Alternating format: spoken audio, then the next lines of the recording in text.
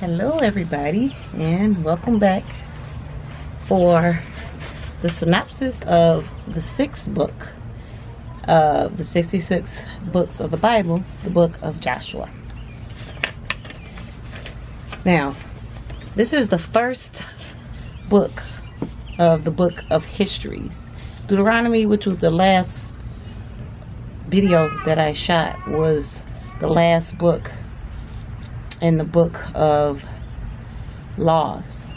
So those first 5 books of the Bible are the books of law. Now we're entering the books of history, and Joshua opens up the history section of the Bible.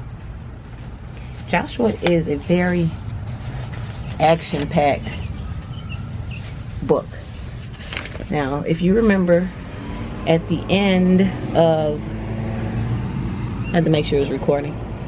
At the end, in the book of Deuteronomy, God didn't allow Moses to go into the promised land because of being disobedient when he spoke to the rock.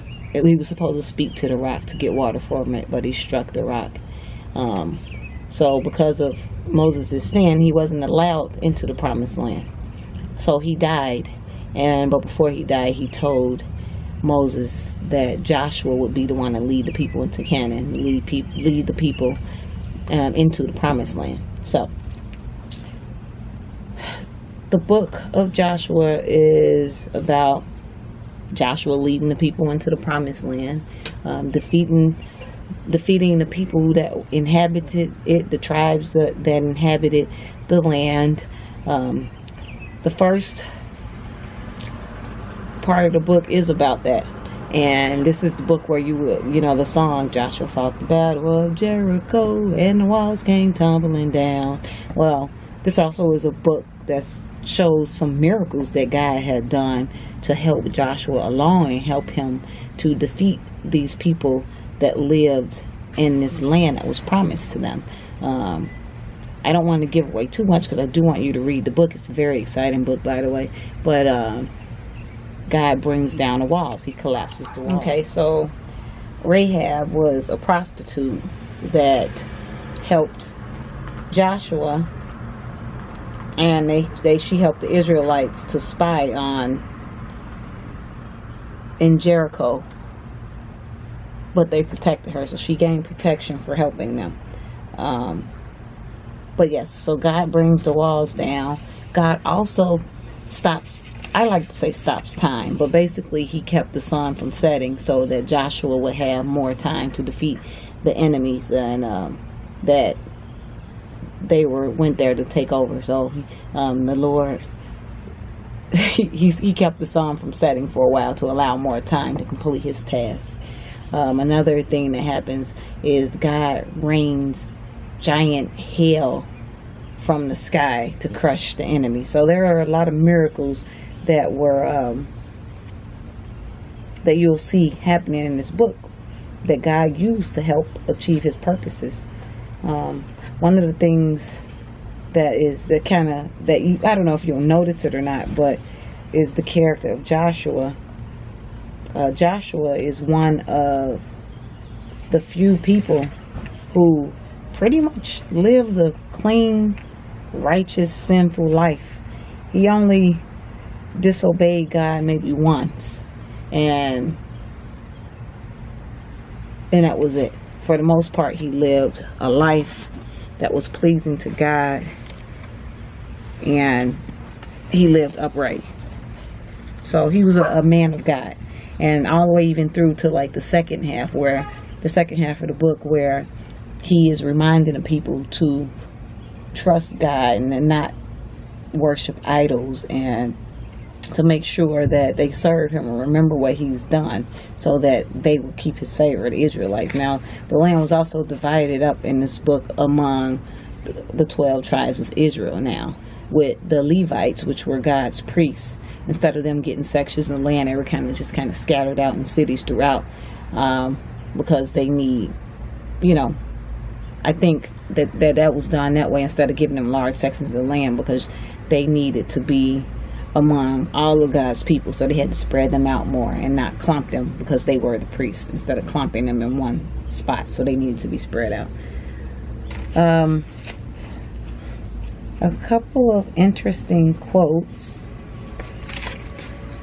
from the book of Joshua.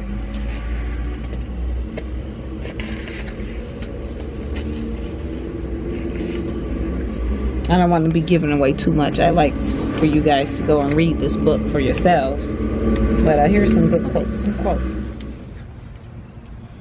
Be strong and of good courage. Be not afraid. Neither be thou dismayed. For the Lord thy God is with thee, whithersoever thou goest. Joshua 1 verse 9. Next, Joshua 23 verse 10.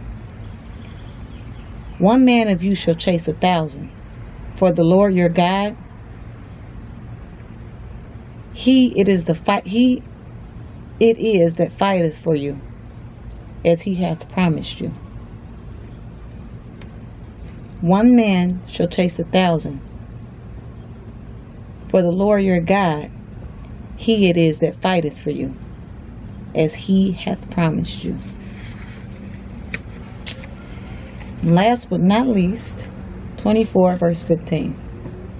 Choose you this day whom ye will serve. Choose you this day whom ye will serve. As for me and my house, we will serve the Lord. That's my favorite verse in that book. I love that verse. It's like he declared, you choose whoever it is that you want to serve. But as for me and my house, we've already chosen. We are going to serve the Lord. And that's that. Love it. All right, guys. So now what?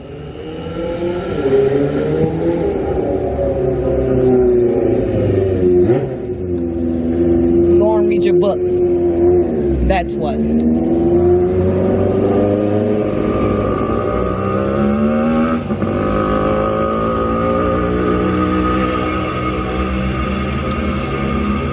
Go and read your book. Read the book of Joshua. Enjoy it. Enjoy the Battle of Jericho. Enjoy those walls tumbling down. Enjoy the giant hailstones that the Lord rained down on the enemy. Just go read this book. This book is interesting. You are going to enjoy it. And if you have any questions, post them below and let's get some discussions going. God bless you guys. And as always, stay prayerful. See you guys next video. There are 30 verses in the Bible that speak specifically about how God feels about pride. Now, this is something that I try